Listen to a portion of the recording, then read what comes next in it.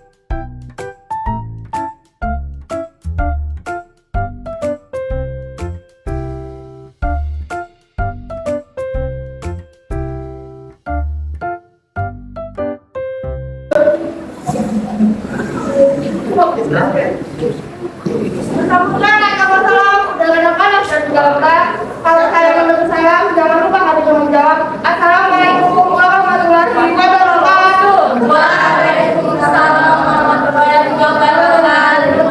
Selamat pagi semuanya. Pagi. Baik, saya akan memperkenalkan diri. Saya Natasha, perwakilan dari kelompok 2 dari MC bersama kegiatan depan antara kelompok 1 dan 2. Berlangsung hingga nanti. Oke, saya akan membacakan mosi, yaitu hukuman mati tindakan pidana korupsi. Di sini kelompok 1 akan menjadi tim kontra dan kelompok 2 akan menjadi tim pro. Baik, saya melanjutkan teknik perdebatan akan saya persilakan moderator dari kelompok 1. Baik, saya Novia Rizky Ramadini dari kelompok 1 sebagai moderator. Sebelum pelaksanaan debat dimulai, pertama adalah perkenalan. Setiap tim memperkenalkan diri, dapat diwakilkan pada pembicaraan 1 atau tiap peserta dalam satu tim memperkenalkan diri. Lalu menyampaikan argumentasi. Setiap tim menyampaikan argumentasinya selama 5 menit. Dimulai dari pembicaraan 1 dari tim pro, dilanjutkan pembicaraan 1 dari tim kontra dan seterusnya. Karena tim ini tidak dapat digunakan untuk memberikan komentar, pelanggaran atau menyerang, bukan melarang. Jika tidak diterima oleh pembicara. Waktu dimulai dari sekarang. Assalamualaikum warahmatullahi wabarakatuh. Dan selamat pagi. Saya Alfiani sebagai pembicara 1 dari tim pro atau afirmasi. Sebelum itu saya akan menjelaskan definisi dari mosi kami ini, yaitu pemerintah menyetujui hukuman mati bagi para koruptor. Baiklah, Indonesia saat ini darurat korupsi. Korupsi sudah merajalela di berbagai bidang dan lapisan. Dari rezim ke rezim, korupsi sulit diberantas, bahkan semakin mengangkat dan dilakukan secara masif. Lembaga-lembaga hukum yang berdiri idealnya mampu memberantas korupsi dari hilir sampai ke hulu. KPK atau Komisi Pemberantasan Korupsi juga terbentuk dan terlahir dari semangat negeri bebas dari rongrongan korupsi. Namun, negeri ini tetap tidak bisa lepas dari korupsi dari strategi pemberantasan korupsi melalui strategi pencegahan, pengusutan, dan penjatuhan pidana. Maka penjatuhan pidana mati bagi koruptor menjadi satu pilihan dari beberapa pilihan dalam pemberantasan korupsi. Dewan Juri yang terhormat, dari definisi yang telah saya sampaikan, izinkan saya untuk menyampaikan argumen selaku pembicara satu pro yang dimana kami menyetujui dengan penuh adanya mosi ini.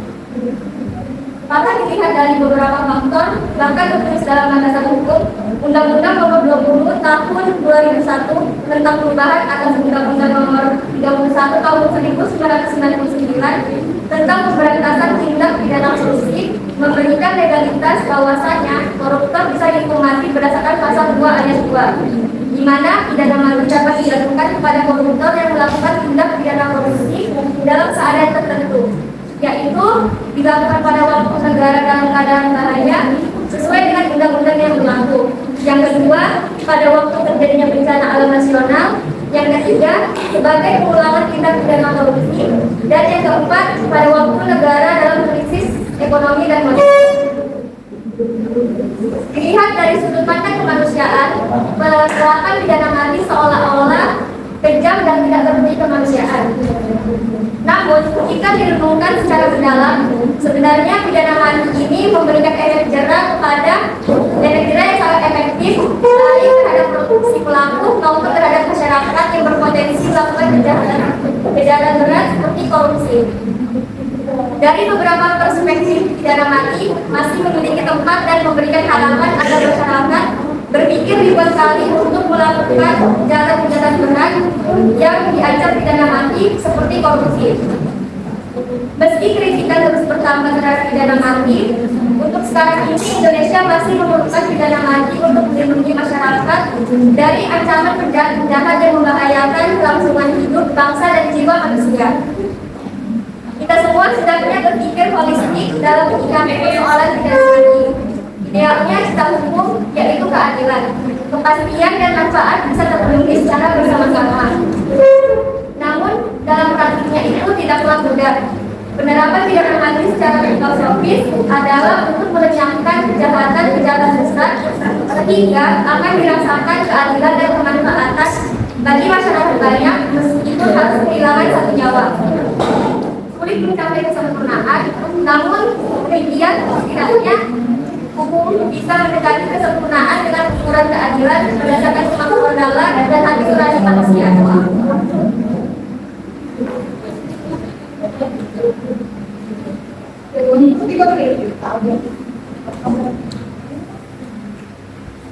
Selanjutnya, meskipun secara legalitas penerapan pidana mati sudah diatur sejak tahun 1999, namun dalam praktiknya sampai sekarang belum pernah ada koruptor yang dipidana mati. Indonesia hendaknya bisa berkaca kepada Cina dalam penegakan hukum terhadap koruptor. Di Cina tidak ampun bagi koruptor. Bahkan Chen Keji, wakil parlemen Cina juga dihukum mati. Zhurongxi, Perdana Menteri Cina beberapa tahun yang lalu mengatakan, siapkan ribuan peti mati untuk para koruptor. Tetapi siapkan juga satu peti mati buat saya jika saya korupsi, saya siap dihukum mati. Perkataan Zhurongxi tersebut hendaknya menginspirasi para pemimpin Indonesia untuk tegas dalam pemberantasan korupsi tanpa pandang bulu. Dengan cara seperti itulah korupsi bisa ditekan, diberantas, dan diminimalisir. Plato, seorang filsuf Yunani kuno, berkata para pemimpin yang menelantarkan dan tidak memberikan kesejahteraan rakyat dapat dihukum mati tanpa upacara. Oke, waktu sudah terakhir. Bicara kami berikan pada tim kontra. Bicara kami.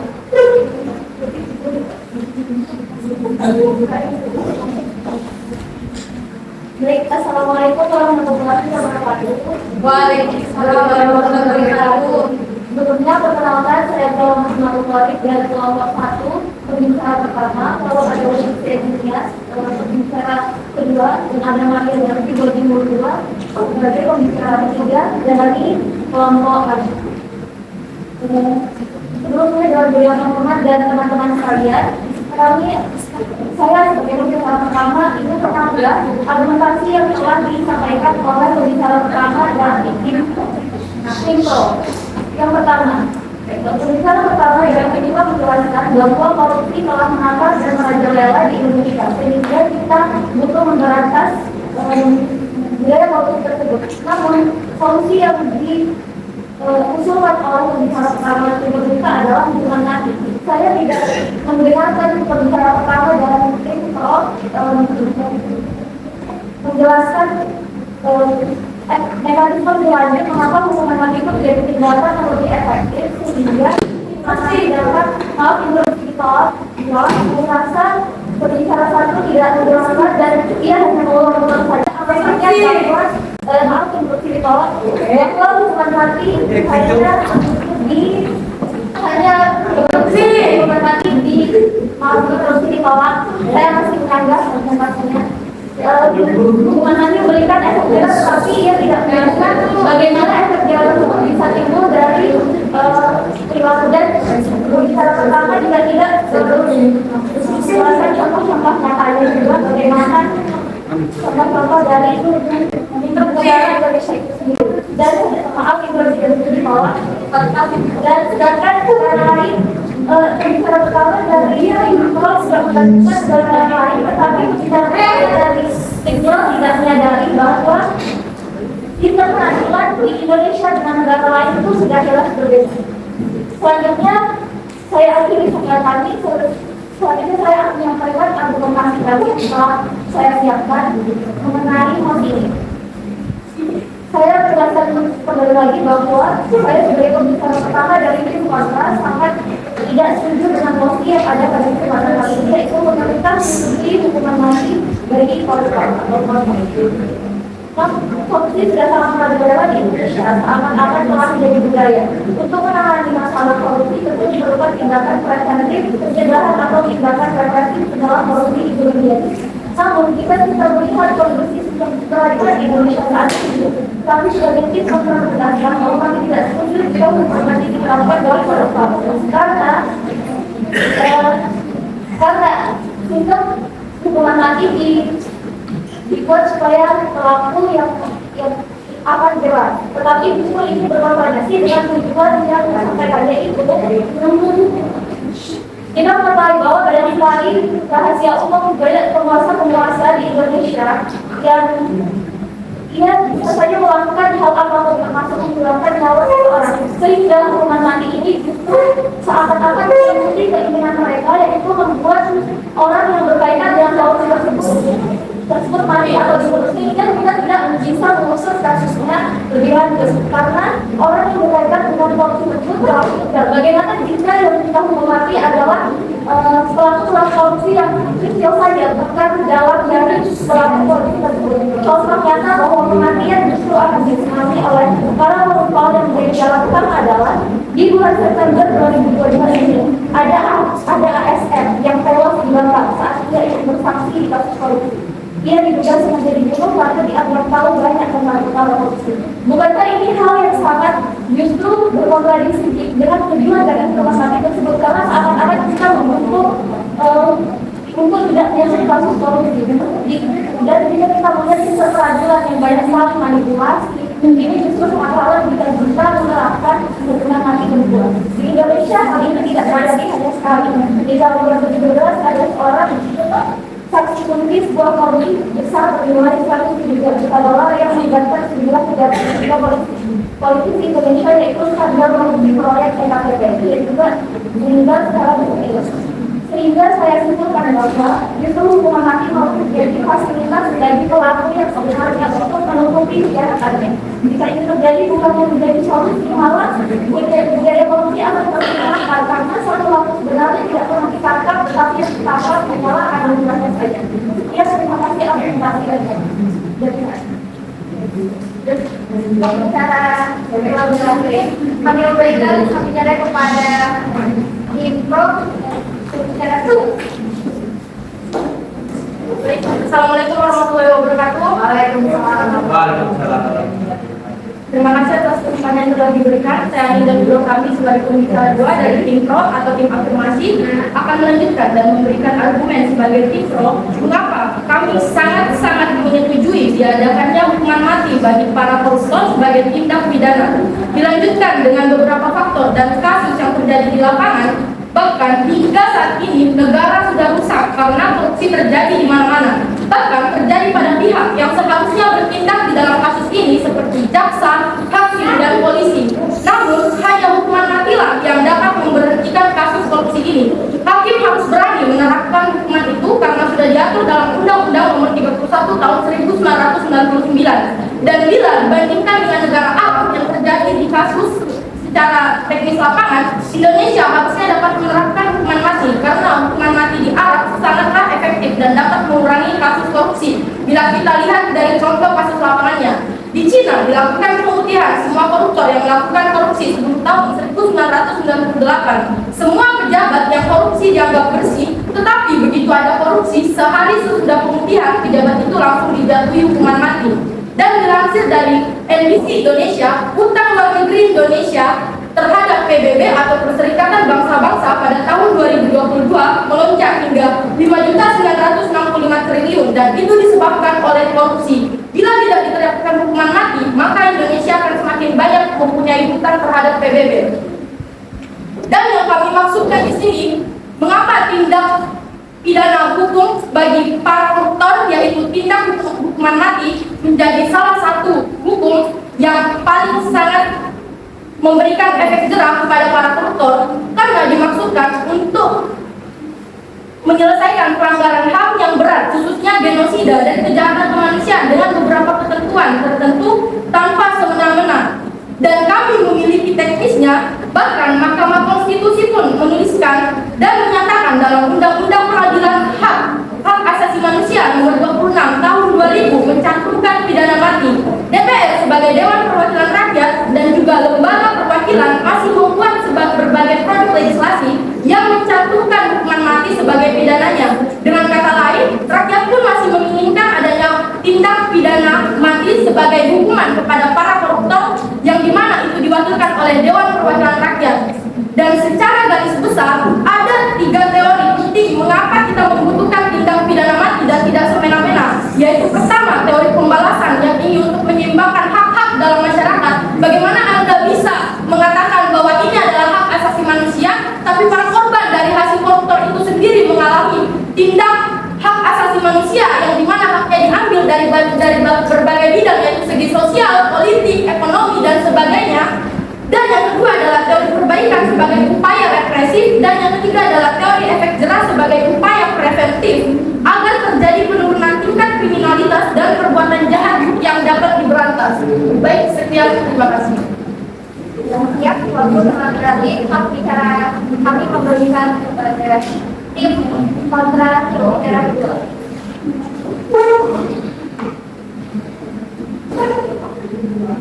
Baik, saya Firminia sebagai pembicara kedua dari tim kontra yang akan menyampaikan argumentasi kami.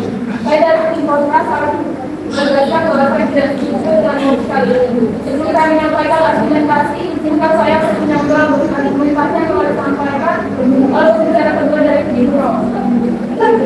Tadi tim pro mengatakan bahwa hukuman mati dapat menghentikan korupsi. Atas dasar apa hanya hukuman mati dapat menghentikan korupsi? Dan pembicaraan kedua dari tim kontra juga membanding-bandingkan negara dengan negara lain seperti China, namun tidak pernah mengkaji lebih dalam bagaimana sistem hukum di Indonesia.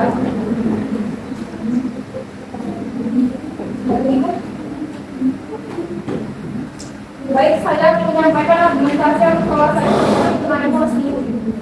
Saya sebagai pembicara kedua dari tim kontra juga dengan tegas menyatakan bahwa saya tidak setuju dengan mesti ini, yaitu menerapkan hukuman mati bagi para koruptor.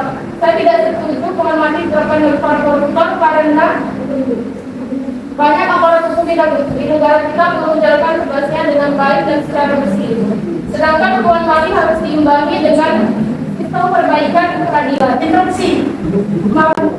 Sedangkan hukuman mati harus diimbangi dengan perbaikan peradilan. Tak terbayang jika orang yang mati ternyata adalah orang yang tidak bersalah. Interupsi.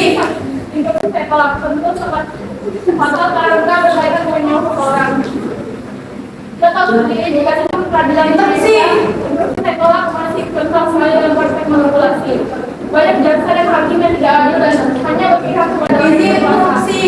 Saya tolak. Contohnya hal ini yang dikunci kita yaitu dalam kasus korupsi mantan gubernur Banten yaitu Ratu Harun Presiden dijatuhi hukuman 4 tahun penjara dan denda 200 juta rupiah. Satu dalam melakukan suap pada mantan ketua Mahkamah Konstitusi yaitu ahli demokrat sebesar 1 miliar rupiah untuk memenangkan gugatan korupsi. Saya tolak. Kemudian juga dalam masyarakat Amir Hamzah dan Kaki. Bandingkan dengan kasus seorang nenek yang mencuri simbol karena kelamaran dan dijatuhi hukuman 2,5 tahun penjara. Misalnya di Inggris melihat keadaan kasus ini, seorang koruptor yang memberikan negara sebesar 1 miliar rupiah hanya dijatuhi hukuman 4 tahun penjara, sedangkan seorang nenek yang mencuri simbol karena kelamaran dihukum 2,5 tahun penjara. Gambarannya disebut sebagai bentuk krisis sosial yang menimpa para penegak hukum di negara kita. Karena ini kurang disadari dalam hubungannya dengan kehidupan hukum di Indonesia seperti pada Undang-Undang Dasar Pasal 28 D ayat 1 yang berbunyi instruksi yang orang asal atas kelakuan yang benar, perlindungan dan kepastian hukum yang adil serta perlakuan yang sama dengan penduduk.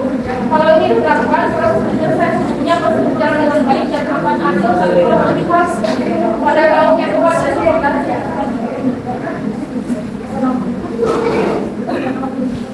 Hak kita melahirkan kita memberikan kepada tim pro dari pembicaraan kita.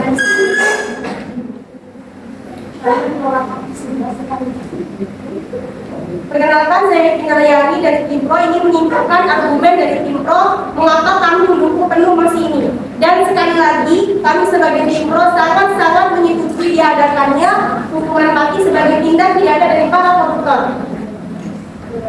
Dan kami menolak keras argumen dari tim kontra Dewan Juri yang terhormat karena fakta garis besar yang telah kami sampaikan sebelumnya. Karena secara garis besar ada 3 teori mengapa kita membutuhkan pidana mati. Pertama, teori pembalasan, yakni untuk menyimbangkan hak-hak dalam masyarakat. Kedua, teori perbaikan sebagai upaya represif. Ketiga, teori efek jerak sebagai upaya preventif agar terjadi penurunan tingkat kriminalitas dan perbuatan jahat yang wajib diberantas. Sebelumnya hukuman mati di Indonesia tidak dilaksanakan dengan sebenar-benar. Tetapi pemerintah memiliki ketentuan tertentu, yaitu bila koruptor sudah benar-benar membuat negara menjadi krisis dan kemunduran yang sangat jauh. Bahkan pemerintah harusnya sudah mulai memikirkan tindak pidana tersebut agar tidak salah mengambil keputusan. Lebih baik membunuh satu persatu koruptor dan menyelamatkan jutaan masyarakat di Indonesia daripada harus mengasihani koruptor namun merugikan jutaan masyarakat Indonesia. Sekian dari saya.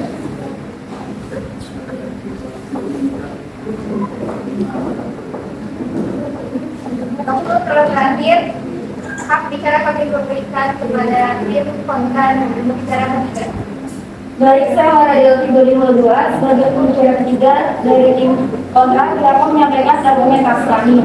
Saya dari tim kontrak sangat menegaskan bahwa saya tidak setuju dengan mosi kita pada kali ini menerapkan hukuman mati bagi koruptor. Sebelum saya menyampaikan argumentasi, izinkan saya untuk menyangga argumentasi yang telah disampaikan oleh pembicara ketiga dari tim pro. Dari tim pro tadi, pembicara ketiga menyatakan bahwa hukuman mati ini digunakan untuk menjunjung hak-hak.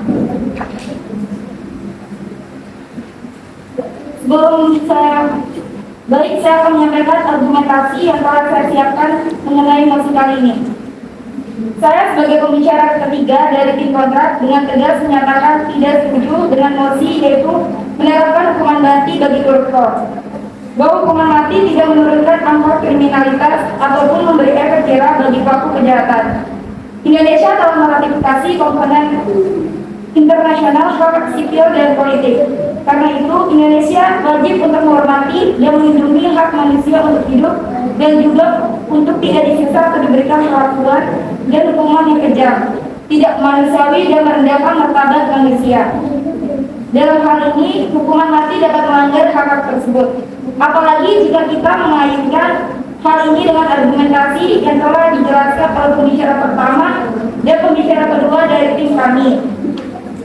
Dalam tindak pidana korupsi, hukuman mati bagi para pelaku atau koruptor bukan menjadi solusi, tetapi malah sebaliknya, yaitu menjadi malapetaka.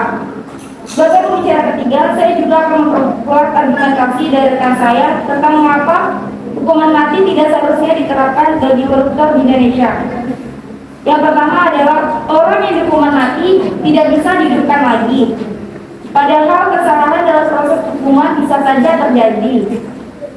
Misalnya sejak tahun 1973, lebih dari 160 narapidana yang dijatuhi hukuman mati di Amerika Serikat kemudian dibebaskan karena terbukti tidak bersalah atau vonis terbukti tidak proporsional dengan kejahatan mereka. Di dalam kasus korupsi, banyak sekali orang-orang yang biasanya tidak bersalah namun dijadikan kambing hitam.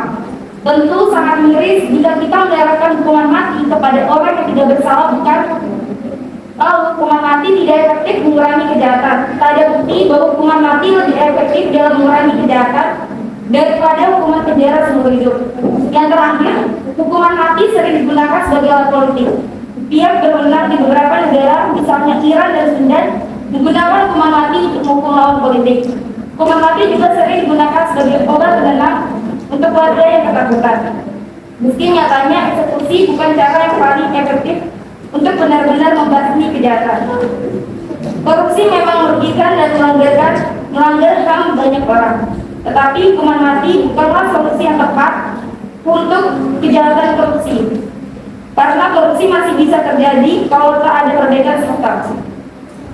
Kita harus memperbaiki sistem tata kelola pemerintahan supaya lebih transparan dan akuntabel. Hukuman selain bertujuan memberikan pencerahan dan memberi rasa keadilan, juga harus efektif mengurangi risiko keberulangan dengan tetap menghormati HAM. Dengan argumentasi yang telah kami sampaikan dari pembicara 1, kedua, bahkan pembicara ketiga, menegaskan sekali lagi bahwa kami tidak menyetujui mosi pada kesempatan kali ini. Terima kasih.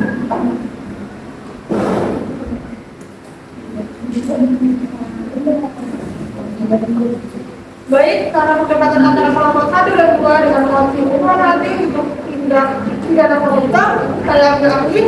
Mohon maaf jika ada kesalahan dari kami. Saya Lanza Aska, selaku MC. Mohon kami untuk diri. Pak Andi sudah belum kenali, belum lebih dulu hingga siang hari. Perbincangan kami sampai sini, salah dan jangan mohon maaf ini. Guru darah penawasi satu di Papua, cukup sekian dan terima kasih. Semoga bermanfaat. Wassalamualaikum warahmatullahi wabarakatuh. Waalaikumsalam warahmatullahi wabarakatuh.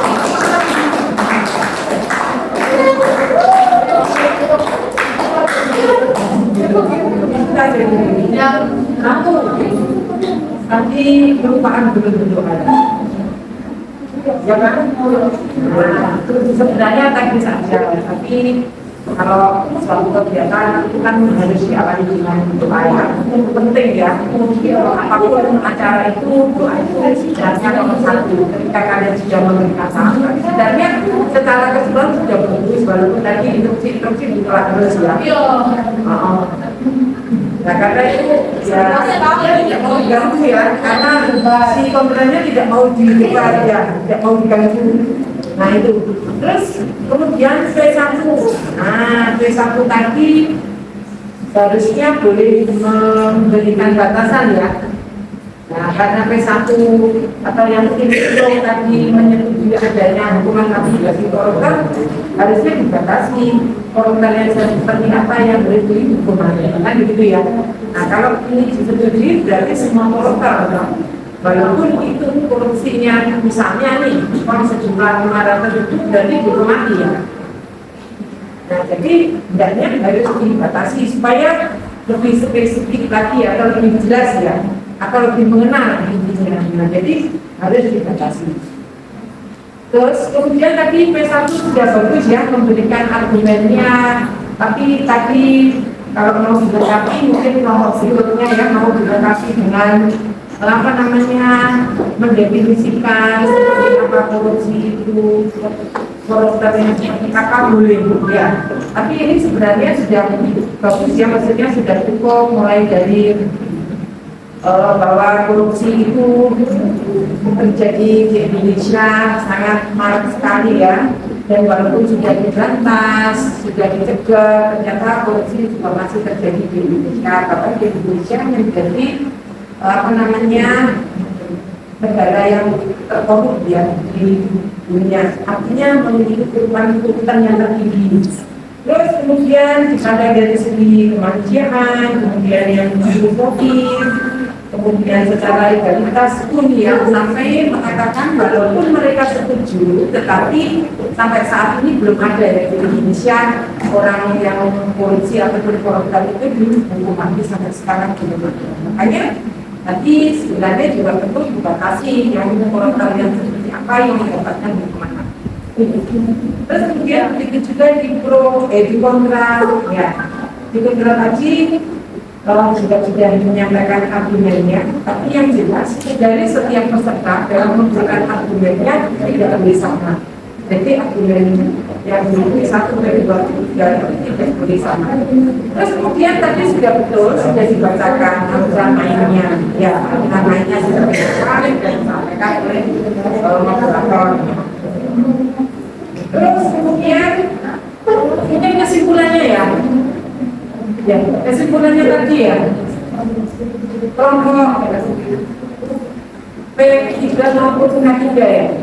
Nah mungkin untuk ditegaskan lagi ya, supaya audiens, supaya juri ataupun siapa yang mendengarkan itu tahu persis kalau itulah kesimpulannya. Nah jadi boleh dibacakan. Jadi kesimpulan tim pro, nah kan begitu ya.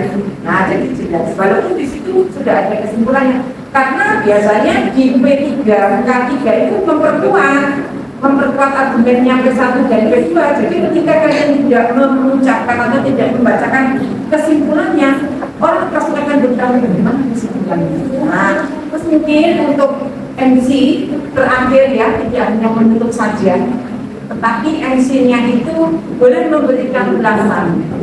Nah, jadi MC juga harus berpikir misalnya seperti apa yang bersatu maupun program.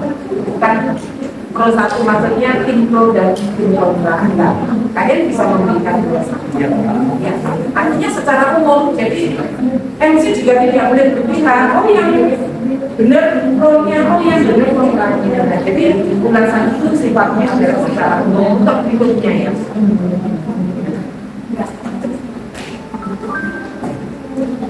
Ya, sudah itu aja yang Ibu sampaikan ya. Untuk sekali lagi tepuk tangannya.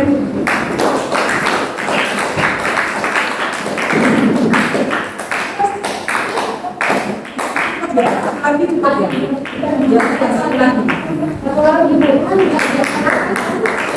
Ya, cepat dong. Yang mana maju dulu. Yang belakang.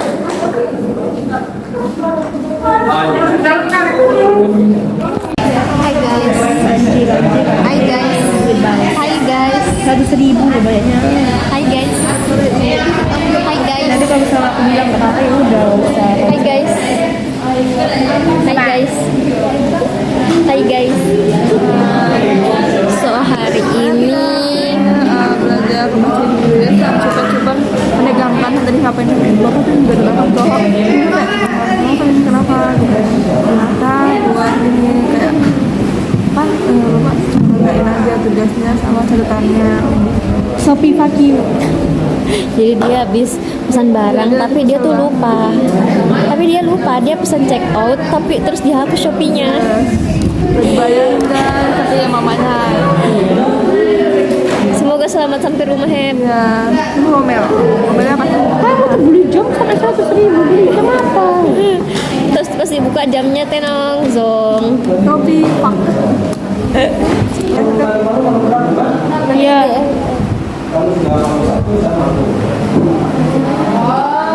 Tapi aku mau bahagia guys. Kamu belum ceritain.